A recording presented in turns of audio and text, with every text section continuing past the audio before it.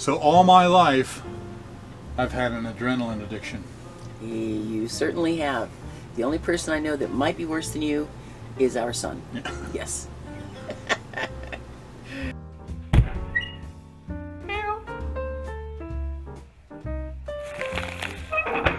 Tiny house prepper. Live simple, live free.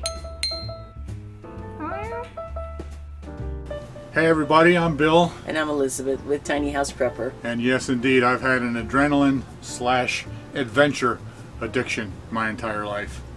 I've done all kinds of different things, and I've got pictures to prove it all. And when we were in our big house, I had them all hanging on a wall, a big wall, and I called it my brag wall. Covered the whole wall, didn't it? Yeah. Well, now that we've moved into this little place, 250 square feet, we don't have any room anywhere on any of the walls to create a brag wall. So I've had this idea for quite a while now that I was going to make an brag wall, an electronic brag wall. So here it is. But as I started to put it together, you know, a lot of you I know are curious about our lives, and when we did the video about how we met and our engagement and that sort of thing, people were very interested. So as I started to put this together, I decided I wasn't going to just talk about my adrenaline addiction and all the sports and things that I've done, but just add a little bit more about sort of an overall look at my whole life. Yeah. In picture. Well, and we did that one with me kind of growing up, and now this will be one we can do a little bit more about Bill. Yeah. Yeah. So my adventure addiction started when I was 12 years old. There was an organization in our church called Christian Boys Brigade, which is kind of like a Christian Boy Scouts. And every year they would do a backpacking trip on the Appalachian Trail. And I started when I was 12 years old. I went on my first one. It was 2 days, 15.7 miles. I still remember that. And we were in the Philadelphia area, and we drove a couple hours north and the Appalachian Trail in Pennsylvania. We went from the Wind Gap to the Water Gap, 15.7 miles. And I absolutely loved it. You might want to take a second and tell people that maybe don't know what the Appalachian Trail really is. Appalachian Trail is a hiking trail. It goes, I think it's 1,800 miles. Starts in central Georgia and it goes all the way up to Maine. Yep. And you can hike the entire way, and probably 90% of it is out in the woods away from everything. Yeah. Sometimes you have to go through populated areas, but anyway. And you can buy maps of the whole thing. So the Boys Brigade did a overnight backpacking trip a year. And that was my introduction to it. And there were 5 or 6 of us kids that absolutely loved it. So we bought all of our own equipment and we started doing trips on our own. Mm-hmm. And it was interesting because none of us could drive. We weren't old enough. So we had to find transportation to and from. Now, imagine this. The longest one that we did was 6 days, and we did about 80 or 90 miles, something like that. In 6 days, I think there were 4 of us on that trip. All of us were 14, 15 years old. And our parents just let us go for 6 days on the Appalachian Trail by ourselves with no adult supervision. It's a different world. Yeah, back it then. really is. It's different. You know, back then, kids took more responsibility younger. Kids were expected to take more responsibility younger. So, anyway, so that was my introduction to adventure, and I really got into backpacking ever since I was real small. Mm-hmm. And then after I joined the Army, I was in basic training, and then I went from there to the Navy School of Music in Virginia. And while I was there, I met a girl, not her. Not yet. I had a girlfriend while I was there, and I think she was the one that actually brought it up. She found out about the Suffolk Parachute Center. So she and I decided to learn how to go skydiving. Now, this was not the military paratrooper jump, you know. This was sport jumping. So we went out together and we went through all the classes and we started skydiving. And you know, we did it together. It was a solo jump, so you jumped by yourself. You didn't jump in tandem. But we went together, and you know, after we came back from the first one of my roommates said, "Well, how did it go?" And I said, "It was great." He said, "How could you ever jump out of the plane?" I said, "I had no choice. She went first. I had to go." Can you imagine landing and she's standing there looking at you and you're like, sorry, I chickened out. So I made 7 jumps. We started this toward the end of my time there. I made 7 jumps, and then I got transferred to Fort Carson, Colorado. And I never got back into it again but I couldn't find a place out there to jump that wasn't the military thing, and I wasn't a paratrooper, so I couldn't do that. So I never did any more skydiving, though I really enjoyed it. So when I joined the Army, I was in the band, and I'll talk more about this later. I spent 24 years in the Army band. But when I first walked into my first duty station at Fort Carson, to the band room, it was one of those old buildings from World War II, and they had pipes running along the ceiling. I remember that. I walked in, and there was this guy. He had a harness hanging from one of the pipes up at top, and he was working on it, and he put himself in it, and he was balancing himself, so he was laying out like this, like just face down, and getting himself balanced. What in the world are you doing? Of course, I'd only been there a week, and I didn't hardly know anybody, but it turns out his name was Ken. He'd only been there about a month before me, and he didn't have a vehicle. And he had a problem, because he was a hang glider pilot, and he had no way to get his hang glider out to where he wanted to fly. And he was working on his harness and getting it balanced for his hang glider. So we made a deal. I had a van. I had a full-size van. We made a deal, and I would take him out, take his kite out with him, and he would teach me how to fly. So I remember the first time I saw the kite all opened up, and I got a big kick out of it because my nickname growing up was Beth. I'm Elizabeth now, but the kite had Beth written that was the name of the kite, and it was actually written on it. yeah. I thought that was kind of cool. So we flew together for probably a year, and I went to progressively taller and higher and bigger flights. And what you see here now is my ultimate flight. If you look real closely, you will see it looks like a patchwork of streets down below, and in fact, yes, that's Albuquerque down below me. I took off here from the summit of Sandia Crest, which is a mountain that's somewhere just over 10,000 feet, I think. So here I am 10,000 feet above the streets of Albuquerque, and this was just a phenomenal thing. But then Tell him who took that picture. yeah, she took the picture standing from the place where I took off. Yeah, wow. We had been married for a while by this point because we met in Colorado Springs, and I was extremely pregnant with our first child, and we had gone down to Albuquerque for Bill to get a chance to fly the Sandia Crest. And off the desert, there's real good thermals, and it's just a wonderful place to fly with a real good launching point. The thing that was weird for me is that he took off, and Ken and I were watching him and everything, and wondering what thermals he could catch, and I knew that if he just flew down as fast as he could safely, it would take a half an hour for him to reach the ground. Yeah. And What a flight. Yeah. What a flight. Yeah.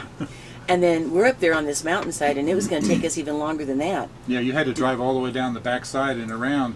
We had to drive Yeah. all the way back down that mountain. So once I landed, I had to sit there and wait for quite a long time for you to come get me. So it was pretty wild. I mean, there's lots of cacti down there, anyway, it was kind of wild for me, even though I was so excited for him. It's pretty weird to be driving all the way down and not know, I couldn't see him land, and so to not know if he landed okay until we got there. And of course, we got there, And to actually be able to find me once we got there, Yes. because this was before cell phones. This would have Right. been in 77, 78. We were already married. Yeah, we already. This was, late. No, see, 78. It would be 79. No, Okay. well, yeah, it would be like early part of 79. Because I was very pregnant. But anyway, you landed pretty well, Oh, yeah, close no. to where we expected to hopefully find you. So when we got down there and found him, oh, was he excited! And he had landed very, very well. Yeah, no problems with the landing. I just missed landing on a big cholla cactus, Oh, man, but the it went smoothly. cholla are a really, really vicious cactus. So, wow. So that must have been incredible, hon, to be soaring up there like that for Yeah. at least a good half an hour. Absolutely. Mm. And then another thing that I got into while I was in the band at Fort Carson was rock climbing. Because of another friend. Technical rock climbing. There was a guy in the band whose name was Micah, and he was a climber, and he needed a partner to be able to go climbing. So he taught me how to climb, and I actually climbed for years after that. I only flew the kite for basically that one summer, but I climbed for years and years. I climbed all over the Rockies, and I climbed all over the Alps when we were there. Yeah. And this right here is what we call top roping. This was just on a short, like 100-foot or 75-foot cliff, and you can see here the ropes are attached up above, so that's why they call it a top rope. So if I would fall here, I wouldn't fall very far, just a stretch of the rope. And this was just for like practice climbing and stuff. People mistakenly think that a rock climber is using the ropes to climb. No, But that's absolutely not the ropes true. are only there for safety in case you fall. The idea is to climb the rock without using anything artificial at all, like ropes or pitons. You don't hang on any of that stuff. It's just for safety. We don't use pitons at all anymore. Anyway, they stopped using those like in the 60s because they destroy the rock. Right. So now this picture is in El Dorado Canyon in Colorado. El Dorado Canyon is one of the big, huge, popular places to climb because it's pretty severe climbing there. Now this is Devil's Tower in South Dakota. If you've ever seen the movies, Close Encounters of the Third Kind. yeah, this was in that movie. But this is a core of a volcano, and the mountain has eroded away, and the volcano is still there. It's sheer like this on all sides. It's a wonderful place, fascinating place. If you got up close to it, it is really sheer. I mean, Yeah. oh my goodness. And I have been on the summit of Devil's Tower 3 times. So Ken and I went up for a long weekend and climbed. And then we were with you one time when you climbed it. Yeah, yeah. And then I went from there to the Tetons. Oh, And man. this is the Tetons. And I went with a climbing buddy. I used to work at a hospital for a while, and there was a doctor there who was a climber. So he and I went together. We climbed up to the saddle here in between the mountains. And then while we were there, we made the summit of the Middle Teton, which is right here. And then we went the next day to climb to the summit of the Grand Teton, which is over here. Grand Teton is 13,775 feet. And we were within about 200 feet of the top when this unbelievable electrical storm came in. And if you've ever been in an electrical storm above timberline and nothing but rocks, it's really wild because you can feel the electricity in the air, and all the hair on your head and your arms and everything all stands on end, and everything's supercharged with electricity. So we turned around and hightailed it out of there as fast as we could. So we didn't actually make the summit of the Grand Teton, but I was only a couple hundred feet below it. Tetons are beautiful. Yeah. They're in Wyoming. Yeah. Gorgeous. Now this looks kind of impressive. I'm here climbing this overhang, and it looks impressive because notice I don't have any ropes here. Well, this was a favorite area that we went just to practice, and on overhang climbing. And the thing that you can't see here is that the ground is about 6 inches below the bottom of the picture. Yeah. Yeah, because you never free climbed. That's just too dangerous. Right. That's where you climb with no ropes. Yeah. It's just too dangerous. You hiccup and you could fall. Now this one is a picture of climbing in Germany. This is the Fränkische Schweiz, which is Franconia, Franken, and Schweiz is Alps or mountains. So it's the Franconian mountains of Fränkische Schweiz. And you can see here, look at the valley floor down below me. I'm probably at this point 500 or 600 feet above the floor of the valley. And this was a favorite place for us to climb when I was stationed there in Würzburg, Germany. This was I think it was about an hour and a half or 2 hours away. So we would go there on a regular basis. We were at a place called the Black Canyon of the Gunnison, which, by the way, if you ever get a chance to go there, I highly recommend. And we went up to this one place where it is about 200 yards across, maybe something like that, but you can look straight down to the river below. I mean straight down, 2,700 feet.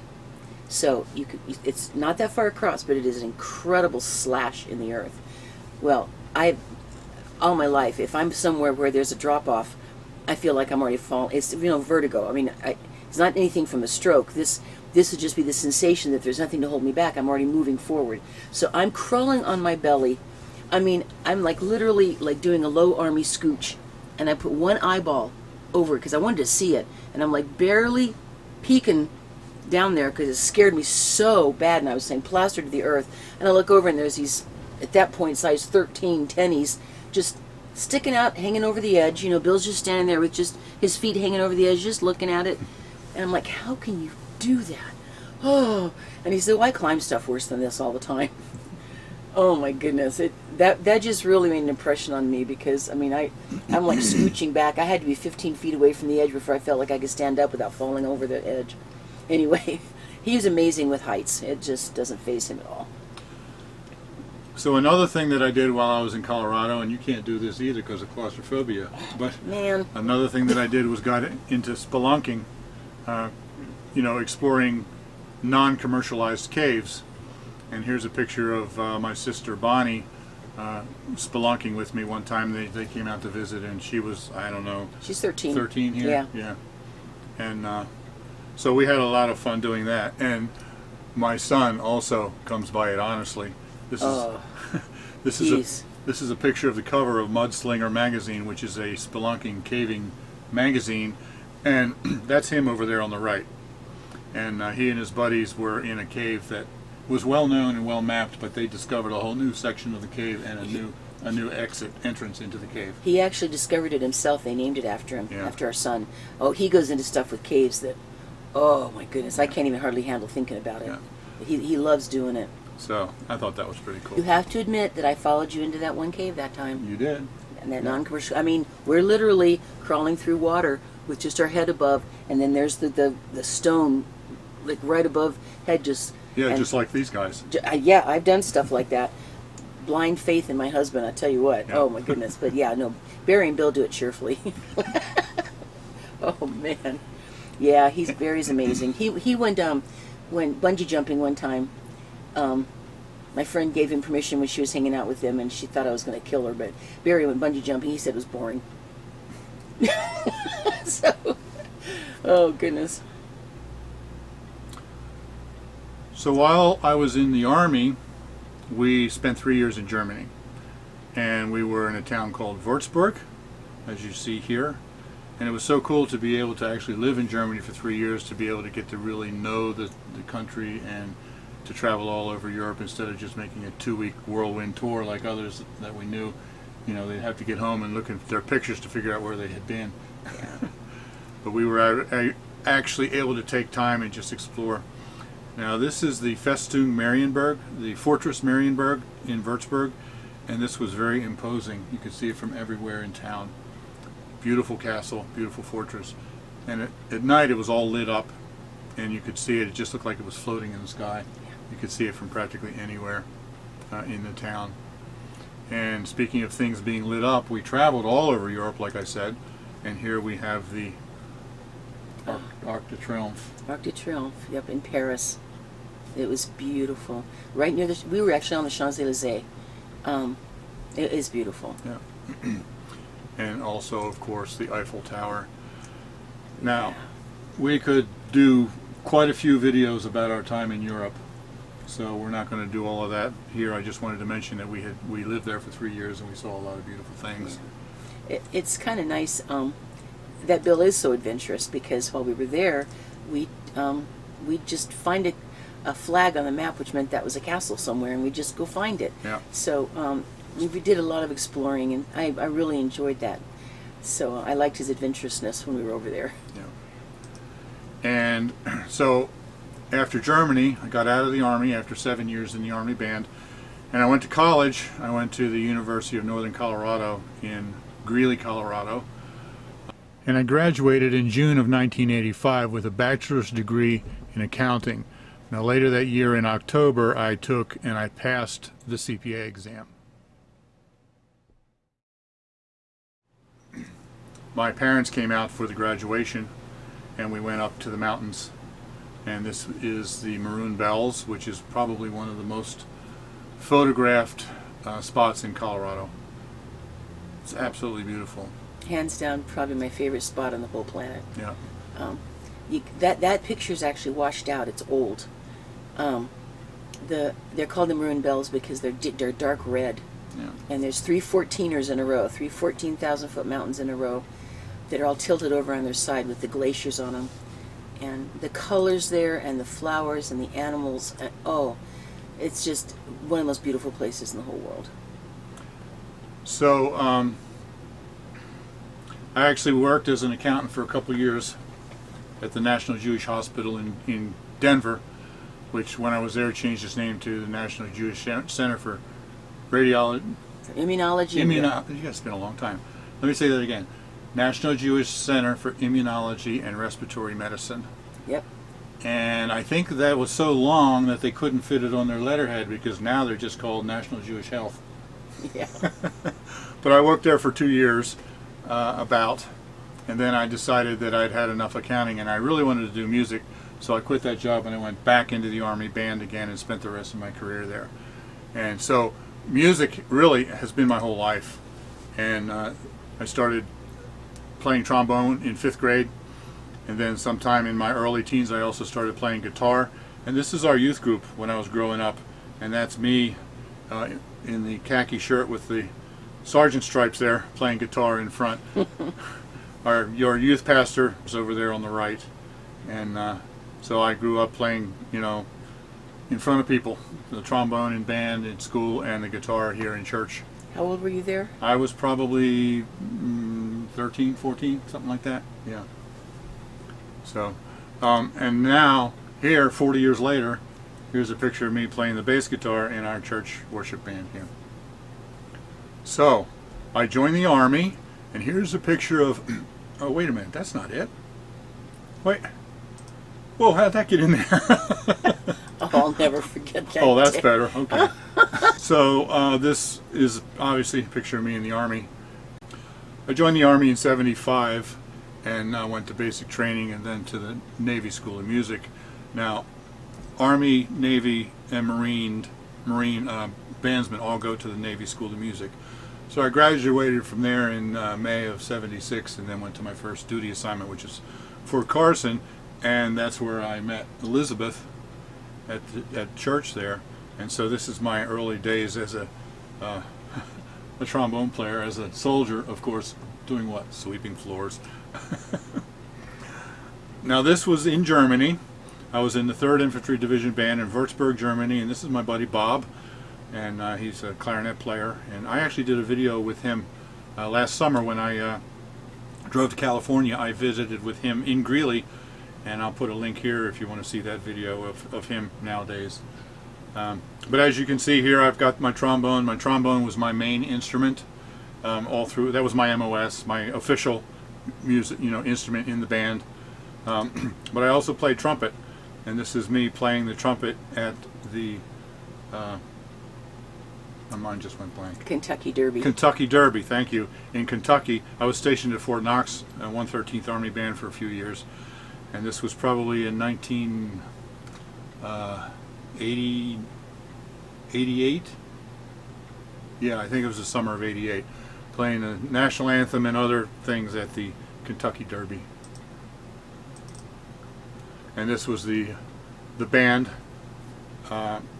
Fort Knox was the armor center, and that's where all tankers, armor, went for training. So this is the M1 Abrams tank, and here's our band, and you can see me up here at the top sitting there also playing trumpet. And then the whole time that I was in the Army, well, most of the time I was in the Army, I was also the drum major. That's the guy in front of the marching band with the stick, with the mace. So I really enjoyed drum majoring. It was a proud moment to walk down the street and having the power of the sound of the band, it was so powerful it would split your hair as you went past. So I played trombone, I played trumpet, and I also played guitar here in the jazz band. Now this concert and also the parade that I just showed you was in the North Carolina National Guard Band. I was in their band for quite a few years, and this was in the town of Blowing Rock, North Carolina. And this, like I said, is the jazz band, and you can see me here playing the guitar with the jazz band. And I really enjoyed that. I didn't get to do that all that often, and when I could, I really enjoyed it. And of course, our motto, music without mercy. Do you guys see what that big gun's made out of? Now, my mother, who actually owned our construction company, earned a trip with let me back up. We built modular homes, and we bought the modular homes from a company that manufactured them, and she earned a trip with the company because she was one of the highest selling contractors in the company. And so we won a trip to Mexico. We went to Playa del Carmen, and while we were there, we went to Chichen Itza, which is one of the Mayan ruins down there. And it was funny, we had a Mexican guide who was showing us all the thing, and he said he was pronouncing it chicken pizza. It was Chichen Itza. That was just Bill and his mom. Yeah, just me and my mother. Yeah. And while I was down there, I was able to do something that I've wanted to do my whole life, and that was learn how to go scuba diving. That was on his bucket list. This was at the resort pool where I learned how to dive, and then from there we went out to the reef, and this was going in the boat going out to the reef. And this was me down about 30 feet scuba diving at the reef. I've only been able to scuba dive that one time, but I just thoroughly enjoyed it. And then as I got older, I discovered that I still love adventure, but I don't need quite as much adrenaline. So then I started into bicycle touring. Now let me just tell you real quickly, when I was 14 years old, I went with a Christian group called Christian Endeavor, a Christian youth group, and we took a bicycle trip from Philadelphia, Pennsylvania, where I lived at the time, down to Disney World, Florida, and back, 2,100 miles in 3 weeks. And that was my introduction to bicycle touring, but then I didn't do it again until I was over 40 years old. So this was me going through Indiana, maybe. You see how flat it is? I know on that trip you did 870 miles in about 2 weeks. Right. Yeah. And I have a goal of completely circumnavigating the United States by bicycle. It's about 12,500 miles. I've actually done 2,500 miles of it already. But at this point, I don't know if I'm ever going to make that goal because time is moving on. This was a trip that I took with my son there in the center and our son-in-law over there on the right. This was on the Blue Ridge Parkway, and this is at a rest stop overlooking the Shenandoah Valley. And after I started doing several trips, Elizabeth decided that she wanted to join me, and we had a little bit of a difficult time in riding together because we rode at different speeds. So we went out and we bought a tandem bicycle, and we were able to tour together. This was our first tour together. We started in Cleveland, Ohio, and we went to just east of Rochester to Newark, yes. Newark, yeah. New York, Rochester, New York. Yeah. And how many miles, dear? We did 420 miles. 420 miles. Okay. In 10 days. In 10 days. So it was raining when we took this picture. We seemed to be riding a lot in that rain. We rode in a lot the of rain. Yeah. Yep, it was fine. So stopping here at a grocery store to fill up. And then here's a rest area. I mean a rest stop that we took. And we camped. No, we didn't camp on that one. We were in hotels. Oh, I remember we were in that Airbnb, not Airbnb, just a B&B on the lake. Yeah. I guess it was Lake Ontario. That would have been Ontario, yeah. And while I was there was this incredible sunset. One of the most incredible sunsets I've ever seen. I was able to get these pictures over the lake. I love those pictures. Really beautiful. And then this was at the end after we had completed it, and we were waiting for our daughter to come up and pick us up, bring us home. And then we went and bought a different bicycle because Elizabeth started having trouble with the arthritis in her hands. She couldn't lean forward on that upright tandem anymore, so we bought this. And we had great plans to be able to tour together on this, and then not long after we got this, our business fell apart because of the crash, and I ended up driving a truck for the next 8 years, so we were just never really able to do that. We still love riding that thing, though. Yeah, so we still go out with rides, but we haven't done any big tours since then. We were camping that time, though. Yeah, that's true. And so when I got out of the Army, I spent 11 years in active duty, and then 13 years in the National Guard. So when I got out of active duty, we went to Bible college, Life Bible College in Virginia for a few years, and Elizabeth went to school with me. We were there for a couple of years. And then after that, I went more fully into my parents' construction company, and I did construction full time for 20 years. And most of that time, I was still in the National Guard. That's how I can get so many years, because some of them overlap.